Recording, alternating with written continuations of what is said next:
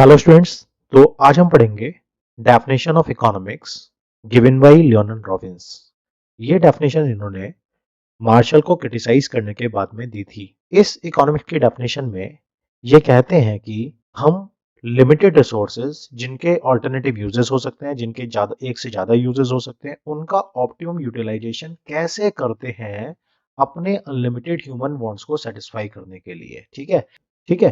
तो इन्होंने काफी ज्यादा साइंटिफिक डेफिनेशन दी, क्योंकि अपनी डेफिनेशन में इन्होंने बताया कि जो रिसोर्सेज अवेलेबल हैं, चाहे वो ह्यूमन रिसोर्सेज हों या नेचुरल रिसोर्सेज हों, जो भी रिसोर्सेज अवेलेबल हैं वो लिमिटेड हैं, वो सीमित हैं, उनकी डिमांड ज़्यादा है और सप्लाई कम है। ठीक है। और वहीं जो ह्यूमन वांट्स हैं वो अनलिमिटेड हैं।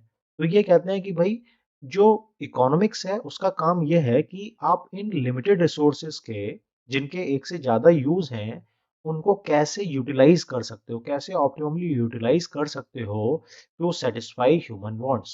ठीक है। तो ये इकोनॉमिक्स की डेफिनेशन में कहते हैं। तो इनकी डेफिनेशन देख लेते हैं।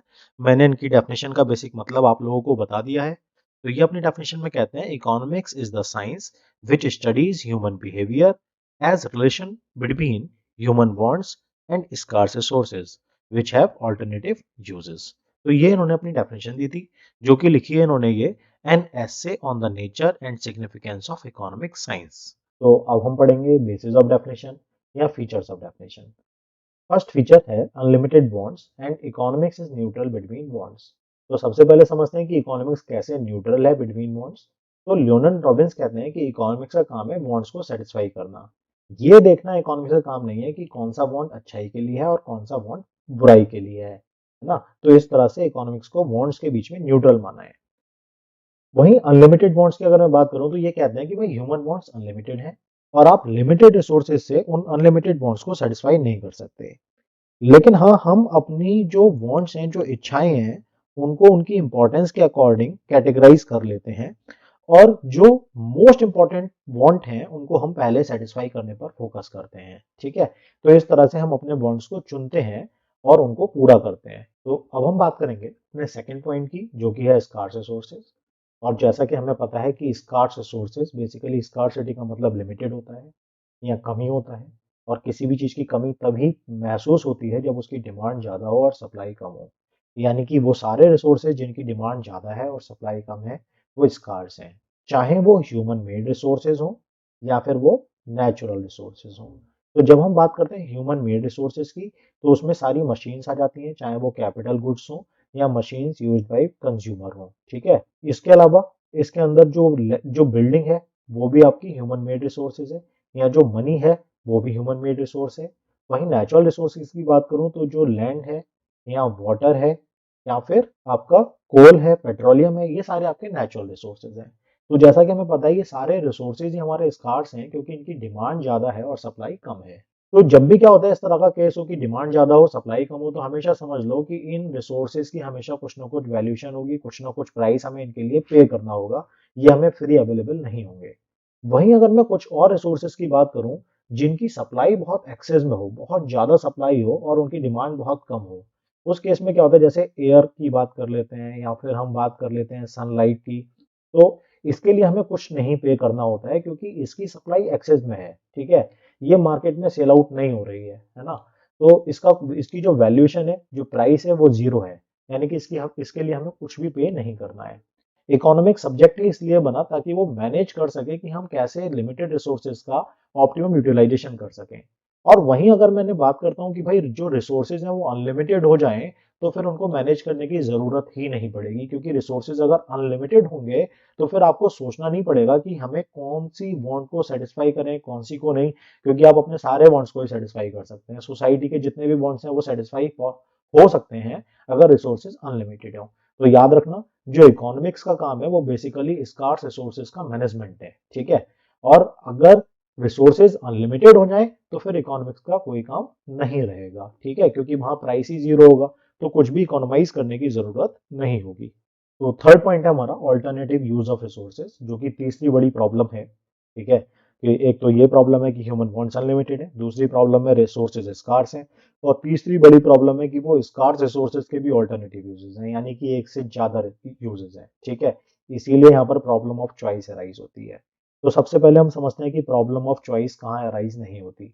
जैसे मैंने बोला यहाँ पर कि एक क्लोथ प्रोड्यूसिंग मशीन है, तो जब मैं बात करूंगा क्लोथ प्रोड्यूसिंग मशीन की, तो ऑब्वियसली भाई मुझे यहाँ पर एक ही पर्टिकुलर प्रोडक्ट का मैं प्रोडक्शन कर सकता हूँ जो कि है क्लोथ, तो यहाँ पर प्रॉब्लम ऑफ चॉइस अराइज नहीं होगी, है ना। या कोई भी एक रिसोर्स जिसका एक ही यूज हो, वहां पर प्रॉब्लम ऑफ चॉइस अराइज नहीं होगी। लेकिन हमें पता है कि ज्यादा रिसोर्सेज हमारे ऐसे होते हैं जिनके एक से ज्यादा यूज हो। फॉर एग्जाम्पल लैंड ले लेते हैं, मतलब जो जमीन है उसका यूज हम घर बनाने में कर सकते हैं, या किसी इंडस्ट्री को बनाने में कर सकते हैं, या कोई शॉप का कंस्ट्रक्शन में या शॉप बनाने में कर सकते हैं। अब यहाँ पर प्रॉब्लम ऑफ चॉइस अराइज होती है। इस प्रॉब्लम ऑफ चॉइस को सॉल्व करने के लिए हमें इकोनॉमिक्स हेल्प करती है। कैसे हेल्प करती है? जैसा कि हमने देखा था कि हमने अपने वांट्स को चूज किया था अकॉर्डिंग टू देयर इंपॉर्टेंस, ठीक है। तो भाई कौन सा वांट सबसे ज्यादा इंपॉर्टेंट है, हमने उसको सेटिस्फाई करने पर फोकस किया था। अब वो भी तो किसी एक पर्टिकुलर यूज से ही सेटिस्फाई होगा। जैसे कि मेरे पास रहने के लिए घर नहीं है, ठीक है, तो मेरी जो सबसे महत्वपूर्ण इच्छा होगी, जो सबसे इंपॉर्टेंट वांट होगा मेरा, वो होगा एक घर। तो मैं इस पर्टिकुलर लैंड का यूज करूंगा घर बनाने में। वहीं अगर मुझे लगता है कि लैंड मेरी बहुत बड़ी है, बहुत बड़ी जमीन है, एक अच्छे एरिया में है, तो मैं क्या करूंगा, उसको कर सकता हूँ कि भाई मैंने घर भी बना लिया वहां पर, साथ में एक प्रोडक्शन यूनिट भी वहीं ओपन कर ली, ठीक है। तो इस तरह से जो मेरे वांट है, जो मेरा एक इंपॉर्टेंट वांट है, वही डिसाइड करता है कि उस स्कार्स रिसोर्सेज का यूज हमें इस पर्टिकुलर यूज में करना है, ठीक है। तो जो हमारी प्रॉब्लम ऑफ चॉइस है, वो उसको सॉल्व करने का काम इकोनॉमिक्स करती है इस तरह से, ठीक है। तो देख लेते हैं, इसने यहाँ पर लिखा भी है, according to him economics is the science of choice, it is neutral between wants. तो हम बात कर चुके हैं कि किस तरह से इकोनॉमिक्स एक साइंस ऑफ चॉइस है एंड किस तरह से ये वांट्स के बीच में न्यूट्रल रहती है। अब हम बात करेंगे क्रिटिसिज्म की, और फर्स्ट क्रिटिसिज्म है कि जो इकोनॉमिक्स है वो सारी गुड्स को कंसिडर करती है, चाहे वो वेलफेयर क्रिएट करे या ना करे, ठीक है। और ये कब कहा था इन्होंने? इन्होंने ये तब कहा था जब मार्शल ने अपनी डेफिनेशन में मटेरियल वेलफेयर का कॉन्सेप्ट दिया था। तब रॉबिन्स ने कहा कि इकोनॉमिक्स सिर्फ वेलफेयर करने वाली गुड्स को नहीं, बल्कि ऑल गुड्स को स्टडी करती है, चाहे वो वेलफेयर करे या ना करे। जबकि रॉबिन्स अपनी डेफिनेशन में लिमिटेड रिसोर्सेज का यूज अपने वांट्स या सोसाइटी के वांट्स को सेटिस्फाई करने के लिए बोलते हैं। अब आप खुद सोचिए, अगर कोई भी इंडिविजुअल या सोसाइटी आपके वांट्स जो है वो सेटिस्फाई हो जाते हैं, तो वेलफेयर खुद ही हो जाएगा, ठीक है। तो इनडायरेक्टली इनकी डेफिनेशन भी वेलफेयर को यहाँ प्रमोट कर रही है, ठीक है। तो इस तरह से इनको क्रिटिसाइज कहा किया गया। नेक्स्ट है आपका कि इन्होंने दिया था कॉन्सेप्ट कि भाई जो इकोनॉमिक्स है वो न्यूट्रल रहती है बिटवीन बॉन्ड्स, ठीक है।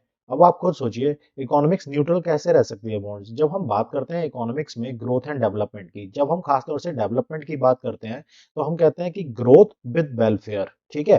तो इसका मतलब इकोनॉमिक्स का तो ये काम हो जाता है ना कि इकोनॉमिक्स बताए कि इकोनॉमिक ग्रोथ के लिए या डेवलपमेंट के लिए क्या अच्छा है, क्या बुरा है, ठीक है। तो ऑब्वियस है वेलफेयर भी यहाँ प्रमोट होगा। नेक्स्ट है, इन्होंने किया था कि जो इकोनॉमिक्स का एरिया है वो काफी ज्यादा रिड्यूस कर दिया। कैसे रिड्यूस कर दिया? क्योंकि यहाँ पर इन्होंने स्कार्सिटी का कॉन्सेप्ट दिया, जो कि कहता है कि कमोडिटी की डिमांड जितनी ज्यादा होगी, ठीक है, उसकी वैल्यू उतनी ज्यादा होगी, ठीक है। जितनी कमोडिटी स्कार्स होगी उसकी वैल्यू उतनी ज्यादा होगी। तो इसका मतलब इन्होंने वैल्यू थ्योरी बना दिया इकोनॉमिक्स को, ठीक है।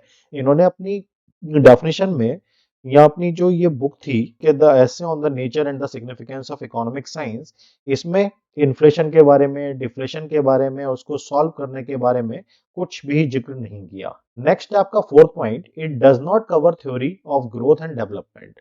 तो जैसा कि आजकल आप देखोगे कि बहुत सारी ग्रोथ एंड डेवलपमेंट की थ्योरीज हैं, लेकिन उन्होंने ऐसी कोई थ्योरी नहीं दी, ठीक है, जो कि काफी इंपॉर्टेंट हो सकती थी किसी भी डेवलपिंग नेशन के लिए उस दौर में। तो इन्होंने इस तरह की कोई थ्योरी नहीं दी।